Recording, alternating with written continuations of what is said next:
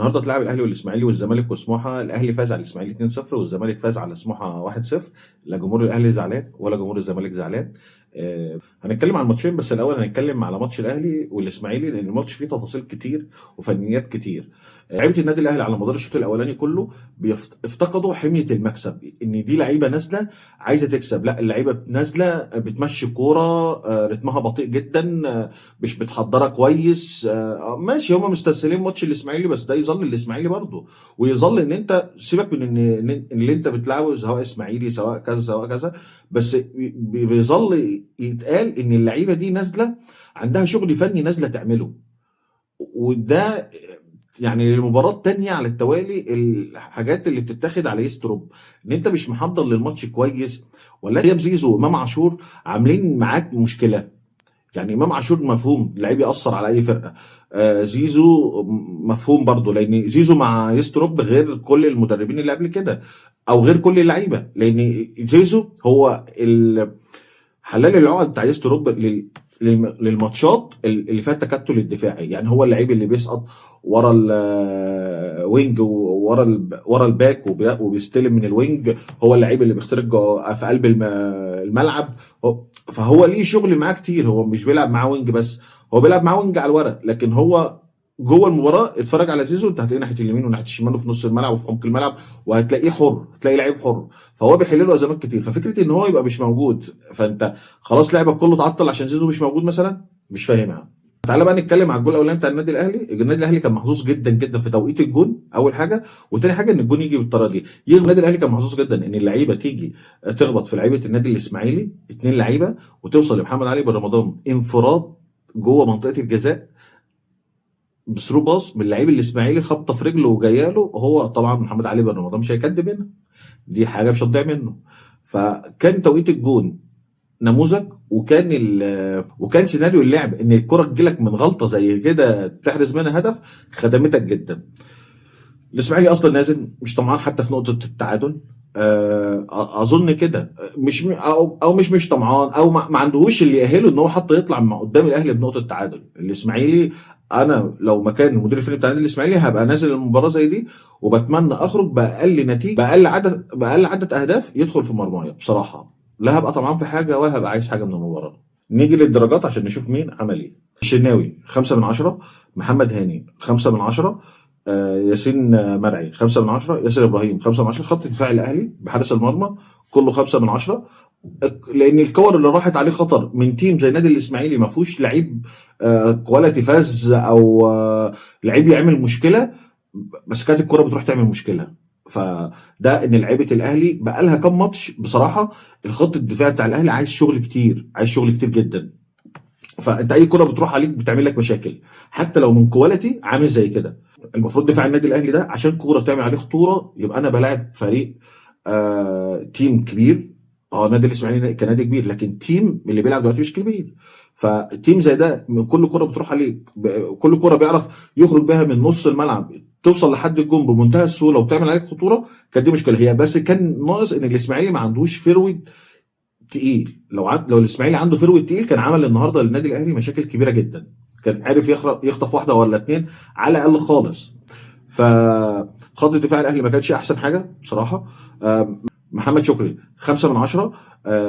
بالعمري بقى لما نزل على قد الوقت اللي لعبه ده 6/10. وده يفرق يا جماعه ما بين اللعيب الكبير واللعيب اللي مش كبير بصراحه.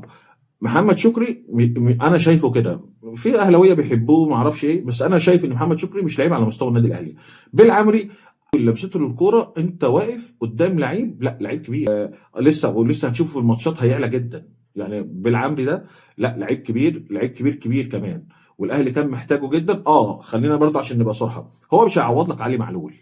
يعني بالعمري هو مش علي معلول، هو لعيب مهاري وكل حاجه وهيحل لك ازمه وهيعمل لك جبهه وهيعمل لك كل الشغل ده، بس هو مش علي معلول. عشان علي معلول انت مش كل حاجه هتيجي تقارنه بعلي معلول، لان انا عارف ان ده اوريدي هيحصل، ده غصب عنك هيحصل. لكن هو مش علي معلول. علي معلول اللي كان يفرقه بينه وبين اي حد ان علي معلول كان عنده روح جباره جدا، فدي حتى مش هتلاقيها في لعيبه مصريه اللي هي جوه بلدك.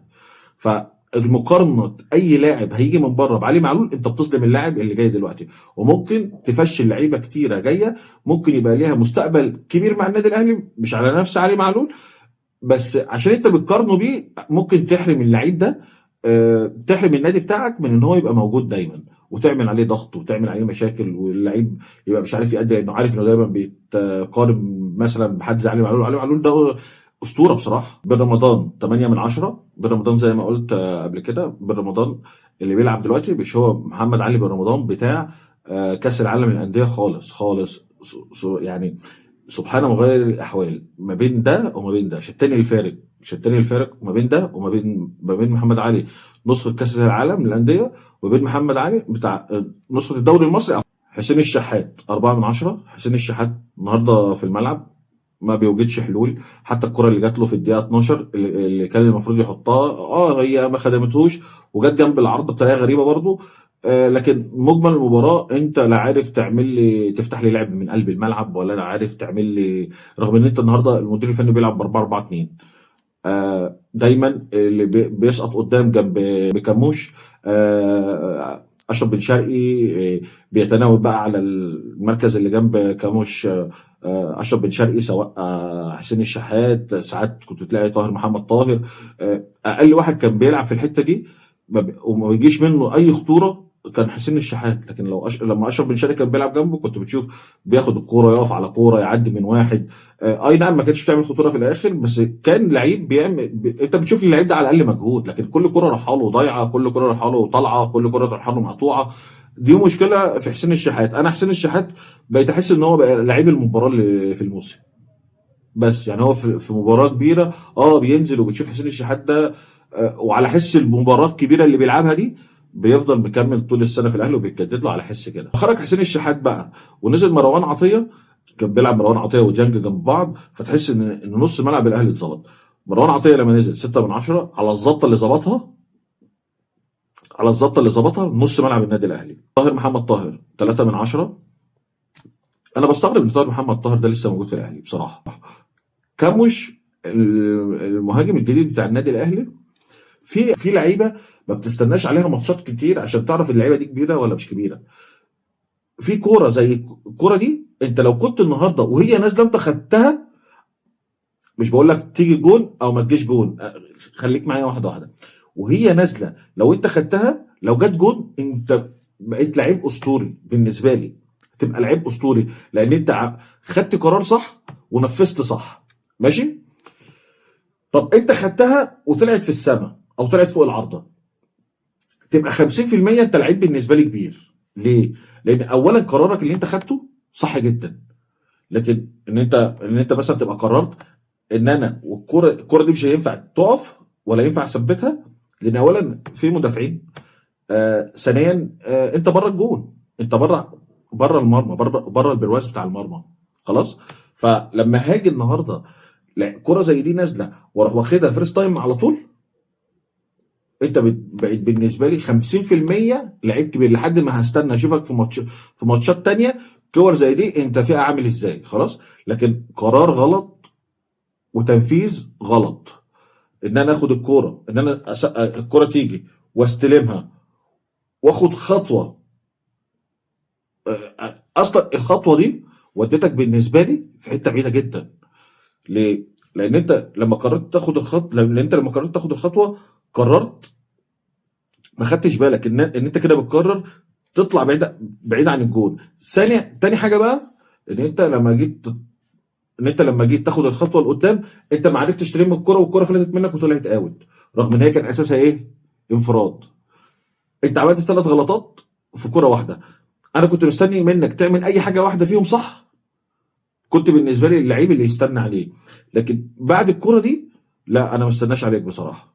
واقول لك من دلوقتي، ومش حكم بدري ولا حاجه، انت لعيب مش على شكل النادي الاهلي بالامانه. فتقييمك النهارده بالنسبه لي زيرو، زيرو كبير كمان. حاجه اخيره عايز اقولها في مباراه الاهلي والاسماعيلي، نجم المباراه النهارده بالنسبه لي ديانج من النادي الاهلي 8 من 10. لعيب كبير كبير كبير كبير. اللعيب النهارده اللي كان ماسك نص الملعب وقلب الملعب بتاع النادي الاهلي بكل فن كل يعني اللعيب اللي بيضغط في كل حته، اللعيب اللي الكوره بتطلع من رجله سليمه، اللعيب اللي بيبدا بيلعب الكوره لقدام، اللعيب اللي بيكمل ورا الكوره وبيشوط.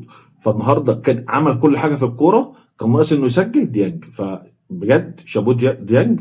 وبالنسبه لي انا ما اعرفش مين خد احسن لاعب في المباراه، بس بالنسبه لي ديانج. المباراه ككل بقى، نجم المباراه بتاعها بالنسبه لي حكم المباراه. الحكم بتاع النهارده، انا اول مره في حياتي اشكر في حكم في الدوري المصري. حكم مباراه الاهلي والاسماعيلي النهارده 10 من 10. كل قراراتك قريب، كل قراراتك سليمه جدا، كل كوره قريب منها. مفيش قرار غلط، مفيش قرار واحد غلط. آه، كنت سامع ان في ناس بتقول ان الاهلي ليه فاول، ان ولا اي حاجه. مفيش كوره الحكم ده النهارده حسبها تجنى على الاهلي او تجنى على الاسماعيلي. فدي كانت مباراه الاهلي والاسماعيلي. نخش بقى على مباراه الزمالك وسموحه.